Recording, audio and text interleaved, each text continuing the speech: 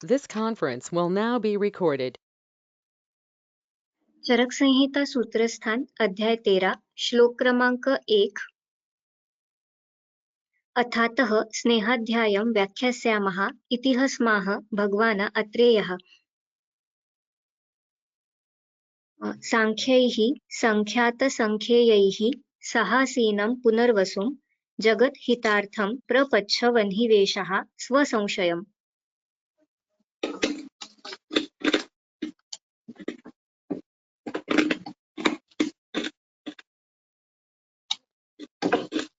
किं योनयाः कति स्नेहाः।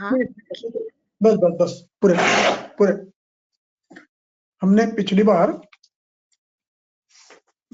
वार्ताकला कली अध्याय पूरा किया और आज स्नेहाध्याय प्रारंभ कर रहे हैं। और मैंने पिछली व्याख्यान में ये कहा था कि वार्ताकला कली अध्याय में श्लोक नंबर क्रमांक 15 के नीचे एकांतिक वचनम इति अवधारणा, ये जो टीका है चक्रपाणी की, इस पर फिर भाष्य करूंगा, किंतु मुझे उसका शाब्दिक अर्थ तो समझ में आ गया है क्या कहना चाहते चक्रपाणी। और पुनर्वसु आते ने जो कहा सम्यक आहो हो अन्यत्र एकांतिक वचनात्,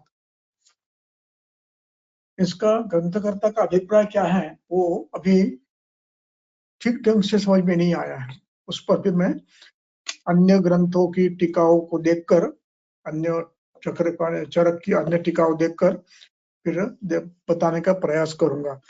तो आज हम आगे जाएंगे। अथा तो स्नेहाध्यायः।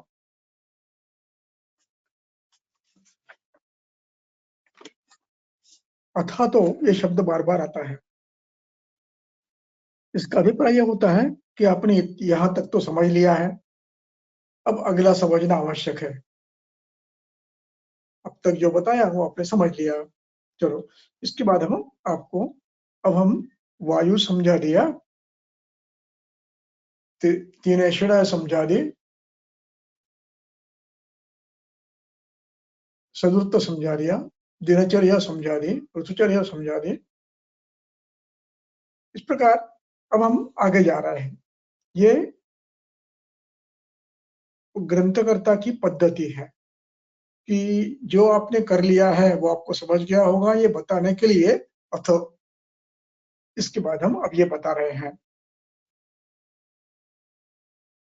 अब यहाँ पर एक विषय ध्यान में रखना है कि दिनचर्या और ऋतुचर्या में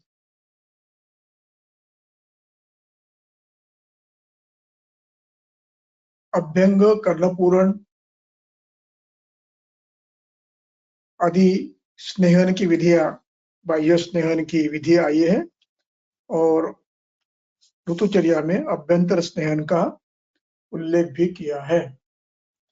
जैसे कुछ ऋतुओं में स्निग्ध करना है, कुछ ऋतु में स्नेह नहीं खाना है, कुछ अवस्था में नहीं खाना है, वगैरह वगैरह सब आया है। उस संदर्भ में आगे ग्रंथकार कह रहे हैं कि अब हम स्नेह की विधि बता रहे हैं। स्नेहाध्याय में हम स्नेह के नियम बताएंगे। इसलिए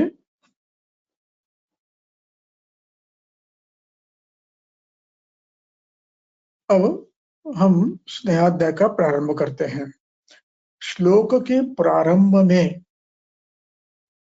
क्रमांक 3 का जो श्लोक है वो थोड़ा, उनके जो शब्द हैं वो जरा कठिन है। संख्यैः, संख्यात संख्येयैः, ये दो शब्द जरा कठिन है। ये सभी पुनर्वसु अत्रेय जी के विशेषण हैं। इतना कहकर मैं समाप्त कर सकता था, लेकिन एक हमें अभ्यास होना चाहिए कि शब्दों के अर्थ समझने का प्रयास करें। हो सकता है कई बार शब्दों के अर्थ का प्रयास नहीं, समझने का प्रयास नहीं किया तो हम सर्वत्र अन्यत्र भी गलत सूचनाएं दे सकते हैं। जैसे पुरुष स्तंभ है, पुरुष स्तंभ के स्पष्टीकरण ये चरक ने स्वयं किया है। उरुगतेषु श्रोतस्सु दोषाणाम आमस्य मेदस्य च स्तंभः उरुस्तंभः। ये समझना आवश्यक है।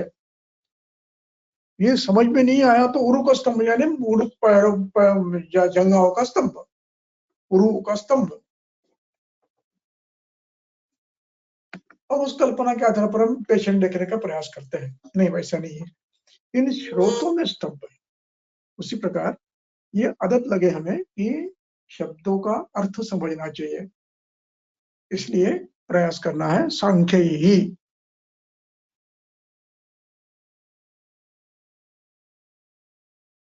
अब यहाँ पर चक्रपाणी ने टीका की है। संख्या का शब्द है सम्यक ज्ञान। संख्या सम्यक ख्यातम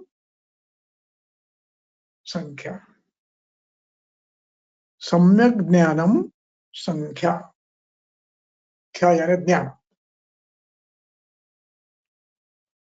और ऐसे ज्ञान से युक्त जिनके पास सम्यक ज्ञान है, ऐसे व्यक्ति को सांख्य कहा जाता है।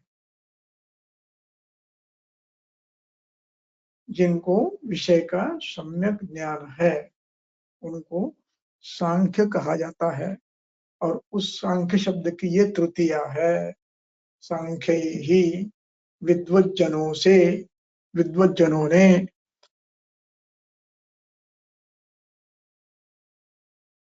अब इसके बाद का शब्द है संख्यात। संख्या शब्द को चक्रपाणी टीका की है। संख्यातम का अर्थ है ज्ञातम, समझ गया है।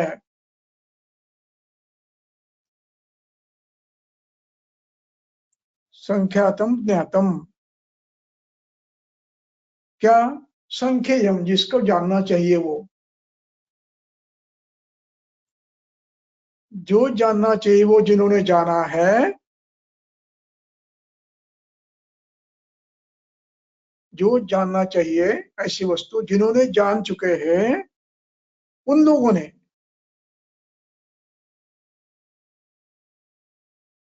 संख्य, यहाँ पर संख्यात संख्य यही शब्द है।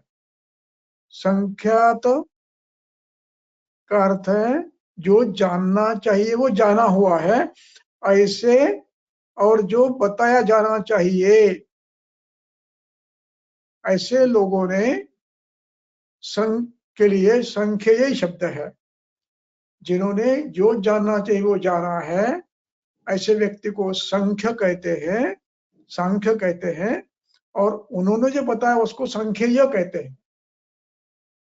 ज्ञानी लोगों ने जो बताया उसको सांख्यय कहते हैं, और इसलिए उसकी तृतीया बना है सांख्य ही संख्यात संख्यय ही। विद्वानों ने सम्यक ज्ञान जिनको है ऐसे विद्वानों ने जो जानना चाहिए वो जानते हुए बताया है ऐसे सांख्य। और ऐसे सांख्यों के द्वारा सहासीनम, इनके साथ बैठे हुए, विद्वानों के साथ बैठे हुए पुनर्वसु, अत्र यही उनका विशेषण है। पुनर्वसुम द्वितीय है, सहासीनम ये पुनर्वसु जी का विशेषण है। पुनर्वसुम प्रपच्छ, पृच्छ धातु का परोक्ष भूतकाल है। पूछते हैं। जगत हितार्थम प्रपच्छ, जगत के हित के लिए उनको प्रश्न करते हैं। कौन कर रहा है? अग्निवेशः, अग्निवेश स्वयं कर रहे हैं। इनको कर रहे हैं? पुनरुसु को कर रहे हैं। पुनरुसु कैसे हैं? सांख्यों के जिन्होंने सम्यक ज्ञान किया है और उन्होंने जिन्होंने जो जानना चाहिए वो जानते हुए ज्ञानी है, ऐसे सांख्य लोगों के साथ बैठे हुए पुनर्वसु जी को अग्निवेश पूछ रहे हैं। क्या पूछ रहे हैं? स्वसंशयम। यह संशय शब्द का अर्थ है जिस विषय में प्रश्न है वो उस विषय को पूछना। यहाँ पर संशय स्नेहपान का है। स्नेहपान विषय में अनेक शंकाएं हैं, वो पूछ रहे, इसलिए स्वसंशयम इति स्नेह विषयम। तो जिस विषय में उनको शंका थी उस विषय को सामने रखते हुए उन्होंने प्रश्न किया। और प्रश्न कैसे किया? अब एक एक प्रश्न देखेंगे। पढ़ो।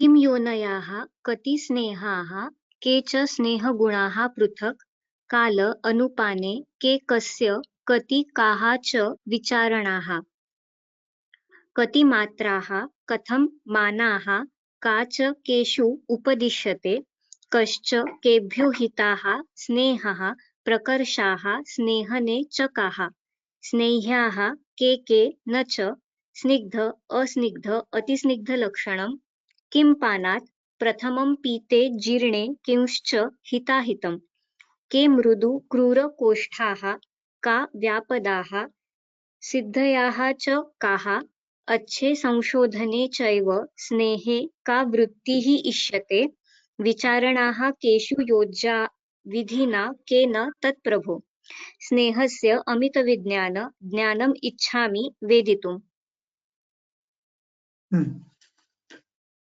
अब यहाँ पर एक एक प्रश्न को सामने रखता हूं मैं। किम योनयाः, स्नेह के साधन कौन से हैं? कहां से स्नेह प्राप्त होता है? स्नेहा के कितने स्नेह हैं? के स्नेह गुणाः, स्नेह के गुण कौन से होते हैं?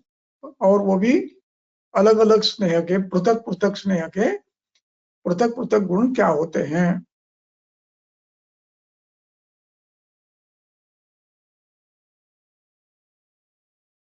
काल अनुपाने जो, अब स्नेह के गुण काल और अनुपान, इनके आधार पर क्या होते हैं?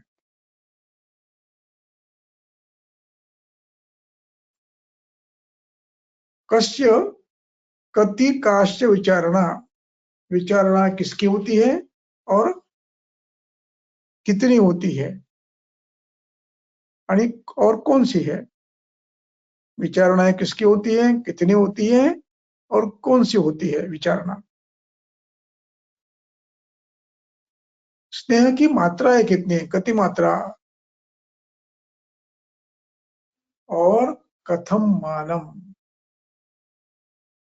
यहाँ पर मात्रा शब्द भिन्न अर्थ में है,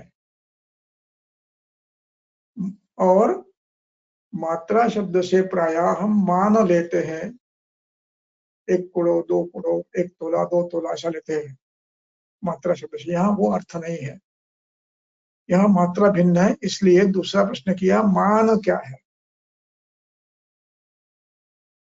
मात्रा शब्द यहाँ पर मान के अर्थ में नहीं आया है, मान के लिए दूसरा पर शब्द आया है। कथम मानाः,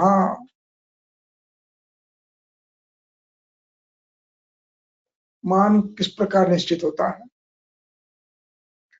काच उपदिश्यते, कथम मानाः केषु उपदिश्यते, किस व्यक्ति में कौन सी मात्रा मान दिया जाए, ये कैसे निश्चय करते हो? कथम च उपदिश्यते किम मानाः, का माना, केशु का माना, किस व्यक्ति में कौन सा मान देना चाहिए, ये कैसे निर्णय होता है? कथम उपदिश्यते, स्नेह की मात्रा देनी है तो निर्णय देने के कुछ निकष होने चाहिए, वो निकष क्या है? उसके बाद स्नेह हितः, स्नेह हितकर है। अब प्रश्न यह है कि कश्च केभ्यो, कौन सा स्नेह किसके लिए स्नेह उत्तम है? हर स्नेह हर व्यक्ति को नहीं है, इसका अर्थ है। इसका अर्थ यह हुआ कि हर स्नेह हर व्यक्ति के लिए उत्तम नहीं है, ये अपेक्षित है। अग्निवेश को भी ये अपेक्षित है।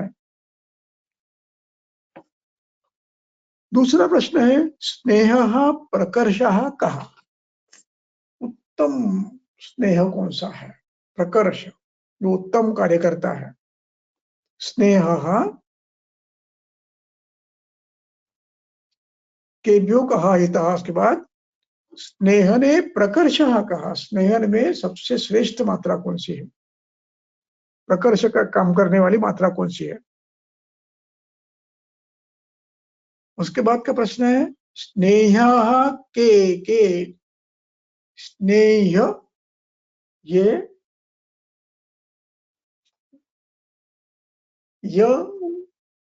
ये लगाकर प्रत्यय लगाकर क्या हुआ? विद्यार्थ धातु सद विशेषण है। स्नेह, पेय, गेय, इस प्रकार का। के कौन है? और न च स्नेह, स्नेह कौन है और अस्नेह कौन है?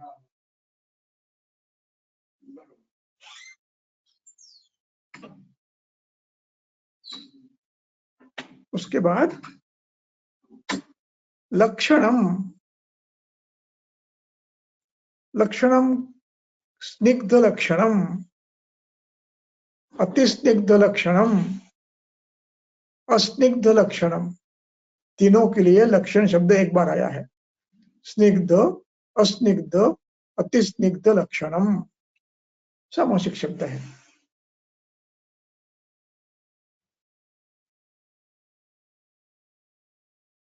अब अगला प्रश्न है किम पानात् प्रथमम, स्नेहपान के पहले क्या पीने, क्या करना चाहिए?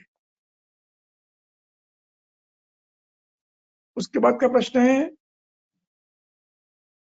स्नेह पीने के बाद क्या करना चाहिए? किम पीते किम। अगला प्रश्न है जीर्णे किम, स्नेह जीर्ण होने के बाद क्या करना है? और अगला प्रश्न है हिताहितम, स्नेहपान की प्रक्रिया में हितकर क्या है, अहितकर क्या है? फिर अगला प्रश्न है केच मृदु क्रूरकोष्ठाः, केच मृदुपुष्टि के का अभिप्राय यह है कि किन लक्षणों से, किन परीक्षणों से ये मृदु निश्चित किया जाता है, ये क्रूर निश्चित किया जाता है।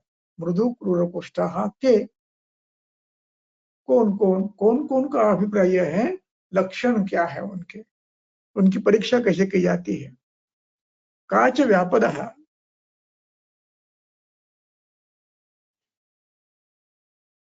व्यापद कौन से है?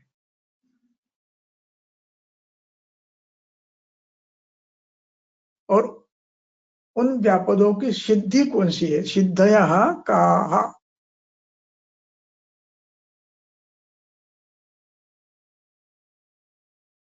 सिद्धि का ये बहुवचन है, सिद्धयः काः। अगला प्रश्न है अच्छे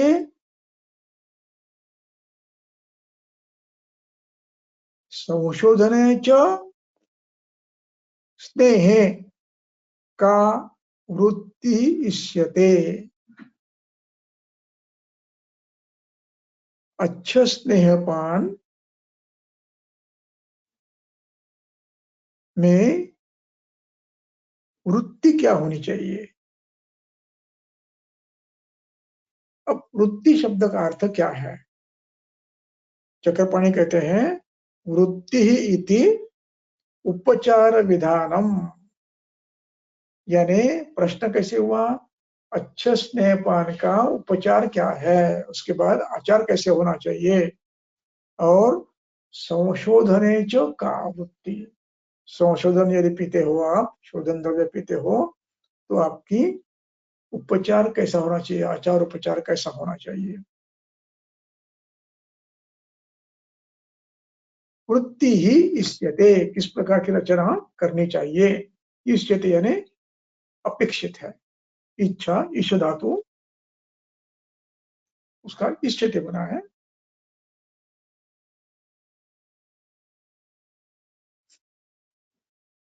वो क्रियापद है। अब उसके बाद का प्रश्न है केषु विचारणा योज्या, विचारणा किन में करनी चाहिए।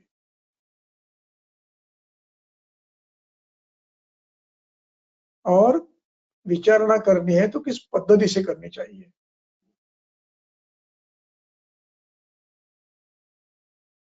इस प्रकार का प्रश्न है मैंने पूछे हैं प्रभु, ये प्रभु संबोधन है गुरु के लिए। और आगे कहते हैं वेदो तुम इच्छा में ज्ञानम, वेदो तुमंत तुमंत है, इच्छार्थक ये है, तुम प्रत्यय लगाकर इच्छार्थक पद बना है। वेद तुम इच्छामि, जानने की इच्छा है मुझे। क्या? स्नेहस्य अमित विज्ञानम ज्ञानम च, ज्ञानम और विज्ञानम, ज्ञान ये शब्द भिन्न है, विज्ञान शब्द भिन्न है।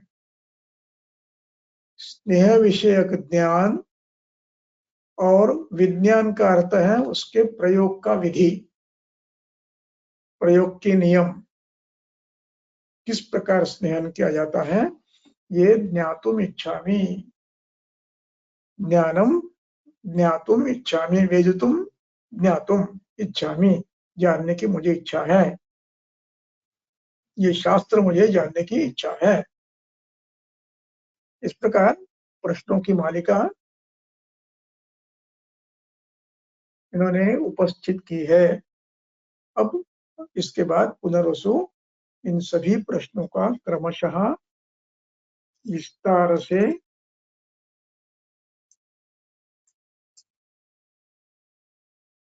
उत्तर देते हैं।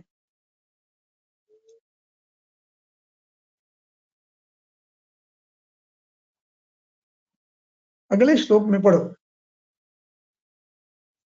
चरक संहिता सूत्रस्थान अध्याय 13 श्लोक क्रमांक 9। अथ तत्संशयच्छेत्ता प्रति उवाच पुनर्वसुः स्नेहानां द्विविधा सौम्ययोनिः स्थावरजङ्गमा तिलः प्रियाल अभिषुकौ बिभीतकाः चित्रा अभय एरण्ड मधुक सर्षपाः कुसुम्भ बिल्व आरुक मूलक अतसि निकोचक अक्षोड करंज शिग्रुकाः स्नेह आशयाः स्थावर संज्ञिताः तथा स्युः जङ्गमा मत्स्यमृगाः सपक्षिणाः तेषां दधि क्षीर घृत आमिषं वसा स्नेहेषु मज्जा च तथा उपदिश्यते। बस अब जितने भी प्रश्न किए हैं उन सबका उत्तर देने के लिए पुनर्वसु सिद्ध है। वे कहते हैं प्रति उवाच अग्निवेश और अन्य शिष्यों को ज्ञान देने के लिए पुनर्वसु कह रहे हैं। अब पुनर्वसु महर्षि का विशेषण है अथ तत्। तत् उवाच, जो प्रश्न किए उसके प्रत्युत्तर दिए। प्रति उवाच, उन प्रश्नों के प्रति उत्तर दिए, इसलिए तत् प्रति उवाच, प्रश्नों को ध्यान में रखते उत्तर दिया। संशय छेदता ये पुनर्वसु जी का विशेषण है। संशय छेदता का अर्थ ये सामासिक शब्द है। संशयम छेदति इति संशय छेदता, संशय का नाश करता है, उसको छेदता कहते हैं। ये कृदंत प्रत्यय है। प्रत्युवाच पुनर्वसु, क्या कहा उन्होंने?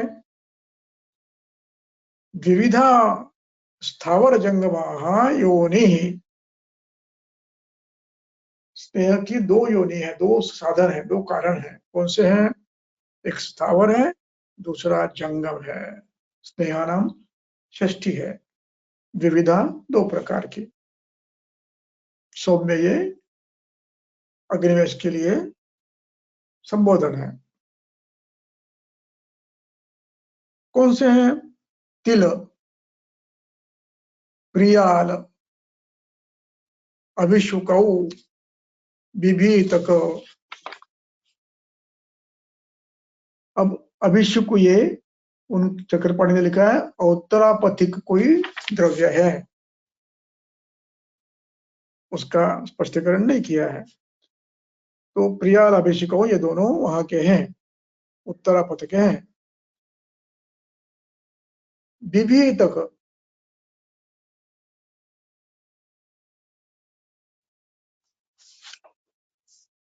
चित्रा,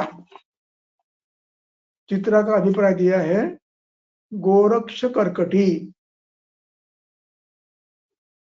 और उसका बीज, अथवा चित्रा का दूसरा अर्थ है लोहित एरंड, रक्त एरंड। चित्रा, अभया, एरंड, मधुक, सरसपाहा। चित्रा है, अभया है, एरंड है, मधुक है और सरसप है। कुसुम्ब यानी अतसी, बिल्व।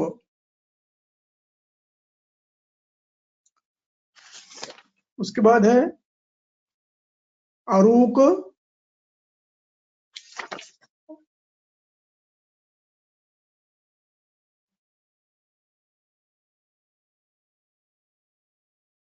बिल्व, अरूक, अरूक मूलक, अतसी, निकोच, अक्षोड़, करंज, शिग्रुका। अब इसमें अरूक, अक्षोड़, निकोचक, इसके टीका करते हैं चक्रपाणी, ये औत्तरपथिक है। अब इसके ज्ञात नाम अभी ढूंढने पड़ेंगे आपको कि इनको पर्याय क्या है और किस ढंग से हम समझ सकते हैं। मूलक, अतसी, निकोचक, अक्षोड़, करंज और शिग्रु, ये स्थावर स्नेह के आशय है। आशय यानी स्थान। संज्ञित जाने जाते हैं।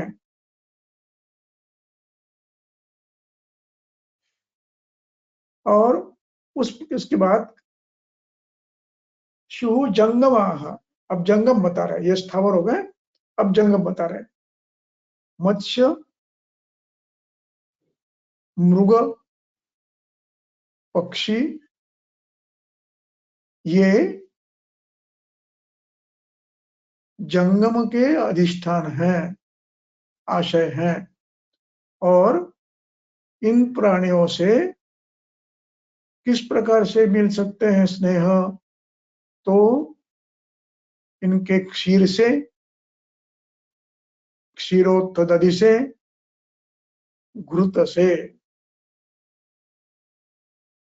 इनके क्षीर से, दधि से, घृत से, इनके मांस से, इनकी वसा से और इनकी मज्जा से भी उपदिश्यते, स्नेह में इन साधनों के द्वारा स्नेह मिलता है। अब चक्रपाणि की टीका एक बड़ी अच्छी है, अंतिम पंक्ति में एते च, अंतिम पंक्ति, एते च आविष्कृततमानि उक्ताः, जो ज्ञात है उनको हमने बताया है। इसके अलावा तेन निम्ब तैलादयो बोधव्याः, जो अज्ञात है जिनका वर्णन किया नहीं उनको भी आपको लेना है। इस प्रकार स्नेहाशय का उत्तर उन्होंने दे दिया है। जो पहला प्रश्न था किम योनयः,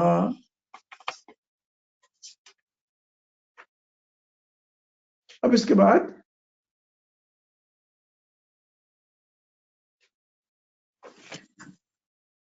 पृथक स्नेह गुणाः के,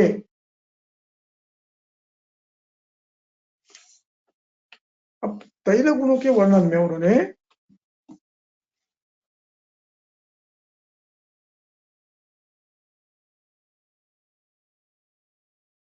केवल वृक्षादि गुणों का वर्णन नहीं किया है,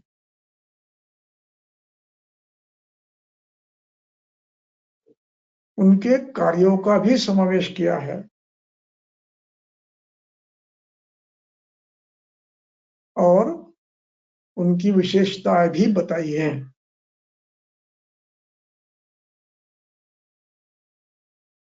अब प्रारंभ करते हैं। सर्वेषां तैलजातानां तिलतैलं विशिष्यते,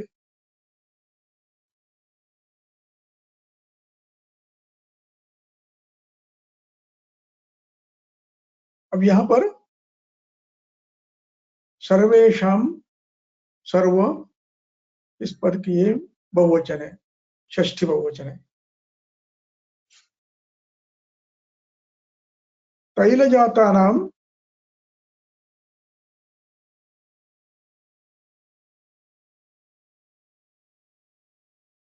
कि जिनके द्वारा यह प्राप्त हुआ है उनमें से, यानी हिरण्य से प्राप्त हुआ है, तिल से प्राप्त हुआ है, कुसुम से प्राप्त हुआ है, तो उसको तैलजात कहते हैं। अब यहाँ तैल शब्द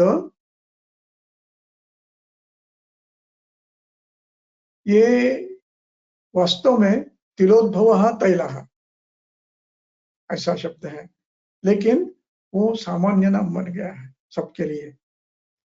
इसलिए जिनमें तेल है, तेल शब्द ये स्नेह के लिए प्रयुक्त हो गया है, और जिनमें स्नेह है, तेल है, उनसे प्राप्त होने वाले तेलों में तैल जाता ना, एरण्य जातो, अतसी जातो, सरसप जातो, उनके सब तैलों में तिल तैलम विशिष्यते, तिल तैल ये सर्वश्रेष्ठ है, उत्कृष्ट है। विशिष्यते,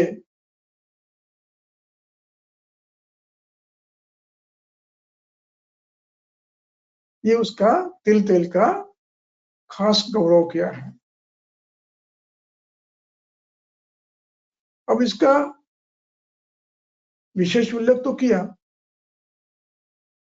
लेकिन उसका कार्य क्या है, विशेष कार्य क्या है, वही बता रहे हैं। बलार्थम स्नेहने च विशिष्यते, बलदानार्थ और शरीर स्निग्ध करने के लिए ये उत्तम है। उसके बाद कहते हैं विरेचने एरंडम अग्रम, एरंडो विरेचन में श्रेष्ठ है।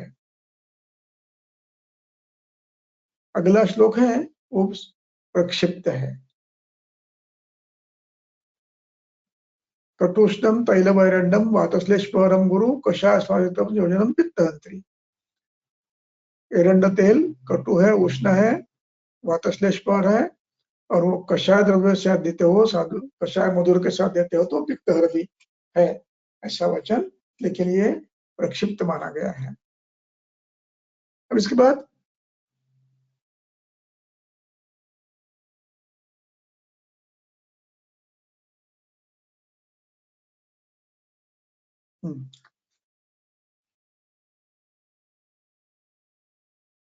अब इसके बाद पढ़ो, 13 पढ़ो।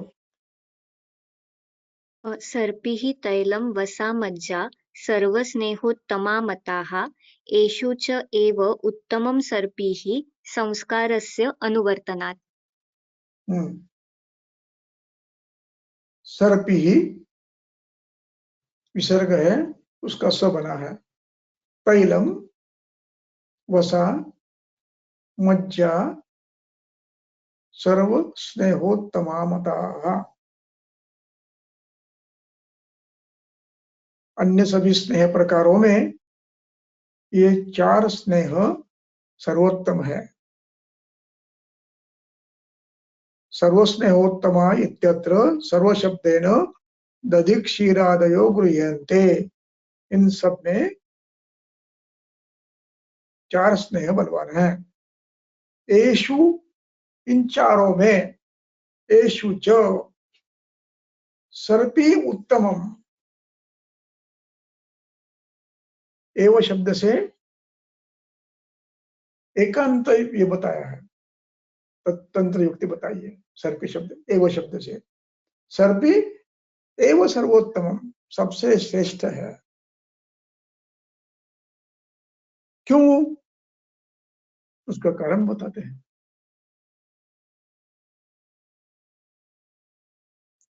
संस्कारस्य अनुवर्तनात्।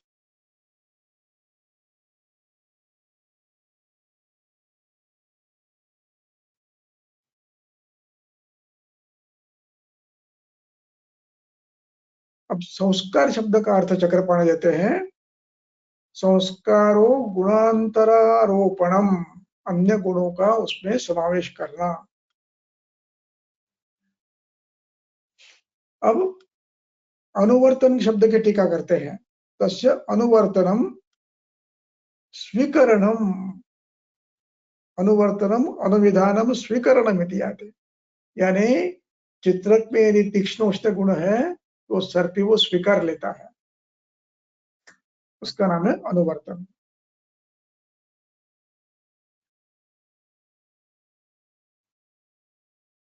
अब इसके बाद चक्रपाणी टीका करते हैं, वो ध्यान देने लायक है। जैसे घृत में अन्य द्रव्यों के गुण स्वीकारने की क्षमता है, न तथा तैलादयो, वैसे तैलादि जो शेष स्नेह है,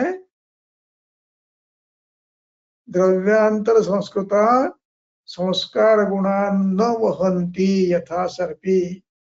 जैसे घृत अन्य द्रव्यों के स्नेह उत्तम मात्रा में अपने में समाविष्ट करते हैं, वैसे अन्य द्रव्य नहीं करते हैं। इसका अर्थ करते हैं नहीं, ऐसा नहीं है, क्योंकि हम तैलों को भी शुद्ध करते हैं, हम वसा को भी शुद्ध करते हैं, मांस को भी शुद्ध करते हैं, मज्जा को भी शुद्ध करते हैं। अभिप्राय उनमें है क्षमता, लेकिन सर्वोत्तम क्षमता सर्पी में है।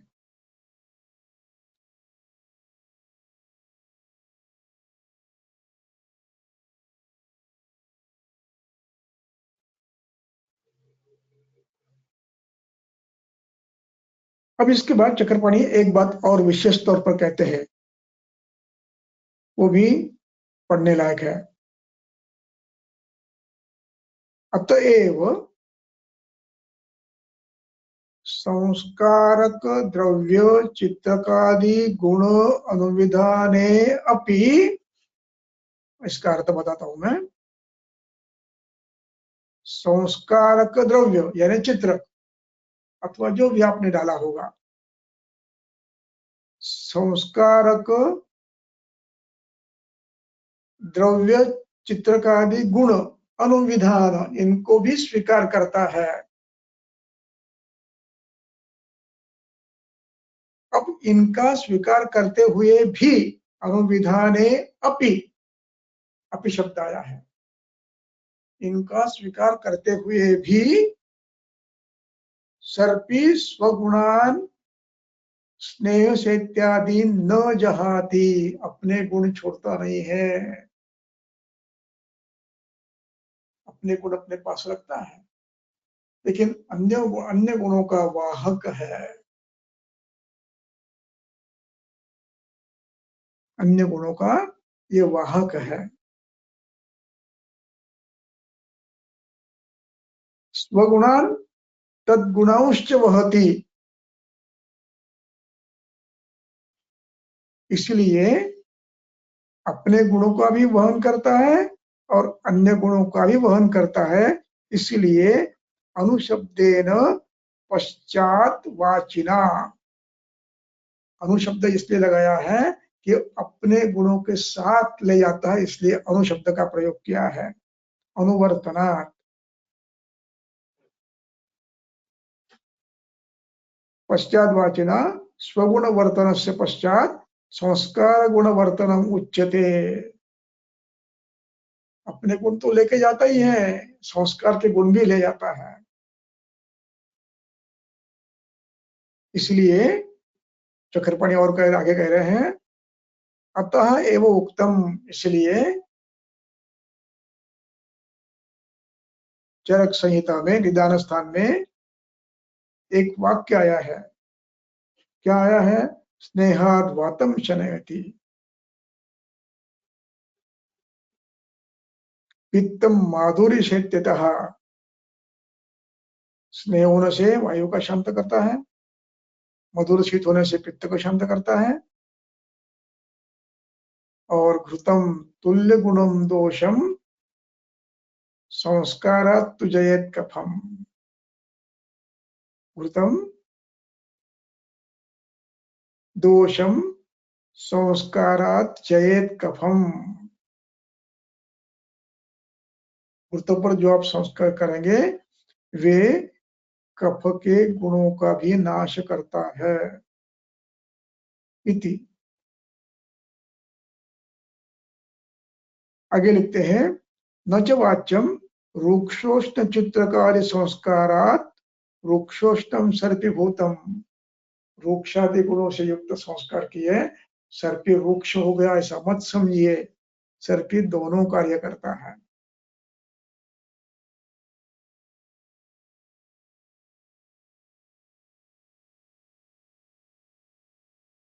इस प्रकार चक्रपाणी ने बहुत उत्तम पद्धति से उसके अनुवर्तन की प्रक्रिया को विस्तारित किया है।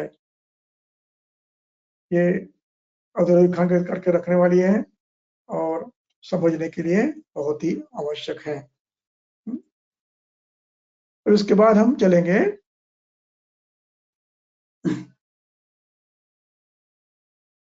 श्लोक क्रमांक 14।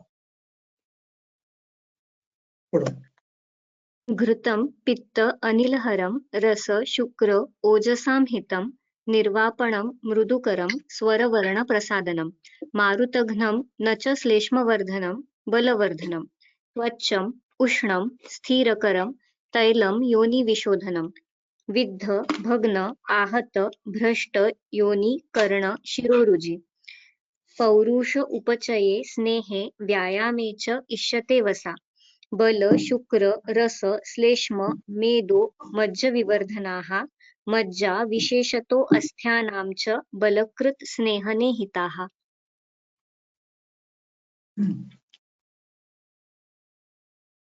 घृत की विशेषता यह है, ये वातपित्तोत्तर में श्रेष्ठ है। वातपित्तोत्तर अवस्था जहां पर हो वहां ये श्रेष्ठ है, क्योंकि ये शैत्यात् माधुर्यात् पित्तम हन्ति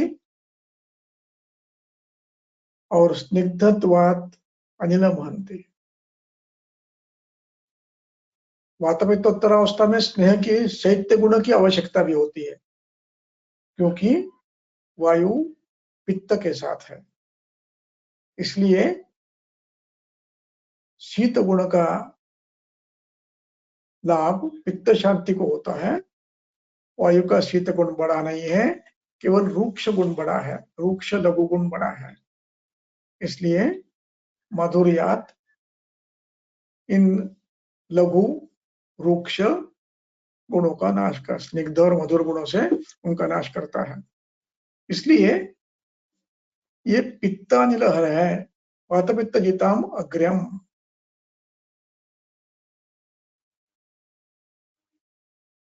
इसके अलावा इसकी विशेषता एक है, ये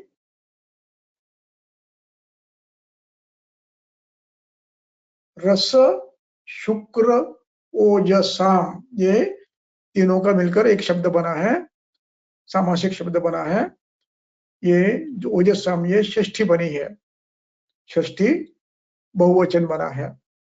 रस का रसस्य, शुक्रस्य, ओजस्य च हितम, ये रस के लिए भी हितकर है,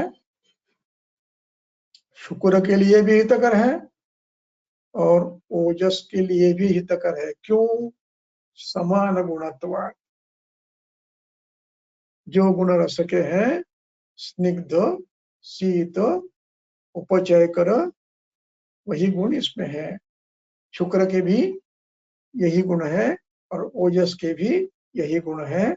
इसलिए इनमें इन गुणों को बढ़ाने के लिए ये हितकर है। इसके बाद निर्वापणम पर चक्रपाणी की टीका है। निर्वापणम दाह प्रशमनम, जहां पर दाह है वहां पर घुत लगा दो।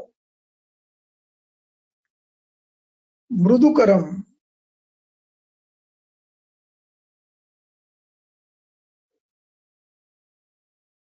स्नेह में खुद में मृदु गुण है और घृत में भी है। सुश्रुत ने शल्य तंत्र, शल्य के बाद व्रण में शूल काम करने के लिए घृत का प्रयोग करने के लिए कहा है, सिद्ध करके अर्थात। तो वो मृदु तलातर वेदना कम करता है। उसी प्रकार ये घृत स्वरकृत है,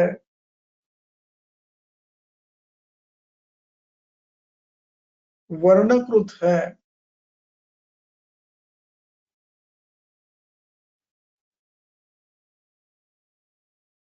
वर्ण प्रसादनम शब्द किया है, स्वर वर्ण प्रसादनम।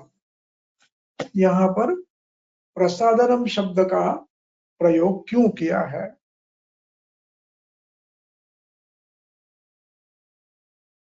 स्वर वर्ण प्रसादनम, स्वर को, वर्ण को, इनका प्रसाद करता है। इसका अर्थ यह है कि इनमें जो वातपैत्तिक दोष है उनके परिणामों को स्वच्छ करके निर्मल करता है, वर और स्वर्ण को निर्मल करता है। यानी वर्ण निर्माण करने वाले जो भाव हैं उनमें जो वात पित्त यदि बड़े हैं तो वो ठीक करते हुए वर्ण को उत्तम करते हैं, तेजस्वी करते हैं, प्रकाशित करते हैं। और स्वरोत्पन्न करने वाले जितने जितने भाव हैं, अवयव हैं, उनमें यदि वात वृद्धि हुई हो या पित्त वृद्धि हुई हो तो उसको शांत करते हुए स्वर को उत्तम बनाता है।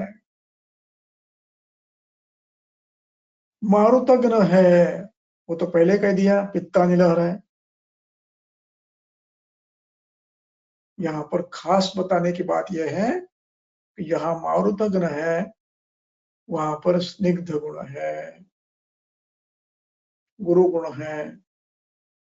विच्छिन्न गुण है, स्थिर गुण है, लक्षण गुण है, फिर भी न च श्लेष्म विवर्धनम,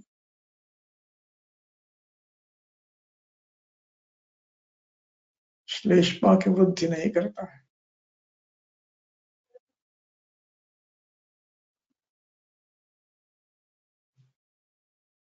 एक मिनट है।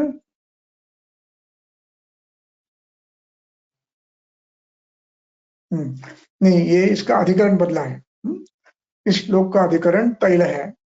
मारुतघ्नम न च श्लेष्म वर्धनम बलवर्धनम से अधिकरण बदला है। पहले श्लोक का अधिकरण घुत था, दूसरे श्लोक का अधिकरण तैल है। अब तैल मारुतघ्नम बलवर्धनम, अब मारुतघ्नम होते हुए भी ये श्लेष्मवर्धनम नहीं है।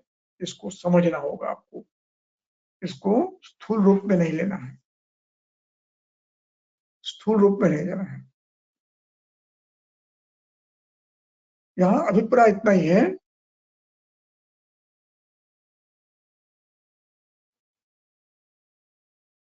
कि श्लेष्मा का जो शीत गुण है उसको ये बढ़ाता नहीं है, क्योंकि ये स्वयं उष्ण है।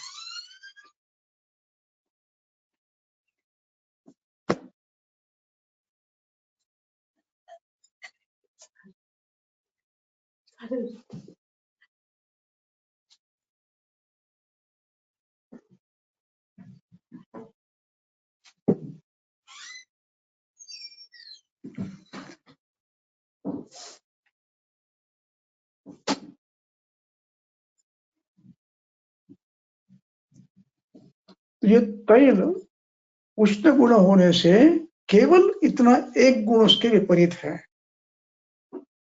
और सूक्ष्म है। बाकी सब गुण तैल के भी श्लेष्मा के समान ही है, स्निग्ध गुरु। इसलिए न च श्लेष्म विवर्धनम का अभिप्राय उस केवल गुण मात्र के लिए लेना है, उष्ण गुण की मात्रा लेना है।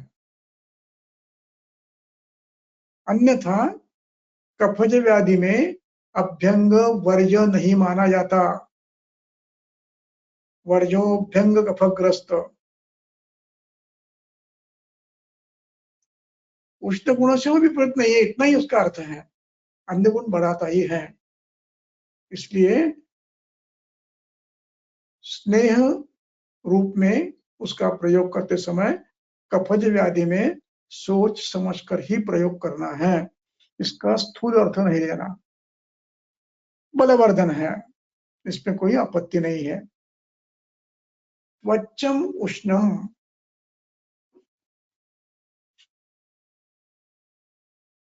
तिल तैल त्वच है और उष्ण है। अन्य स्नेह के तुलना में इसे त्वच क्यों कहा गया है, इस पर टिप्पणी अंत में करूंगा। स्थिरकरम, यह तैल शब्द से अभिप्राय तिल तैल का है, क्योंकि वो श्रेष्ठ है, तो वो स्थिर कर भी है।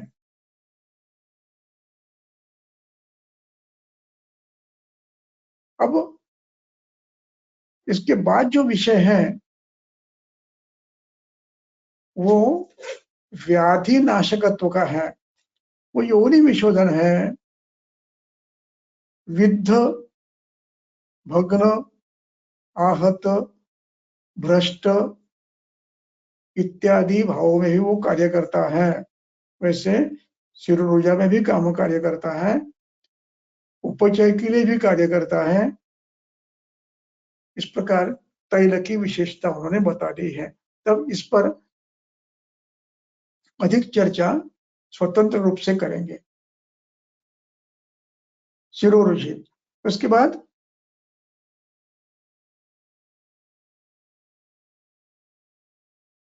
श्लोक क्रमांक 16 से 16 की दूसरी पंक्ति यानी पौरुषोपचय स्नेह व्यायामे, ये अधिकरण वसा का है।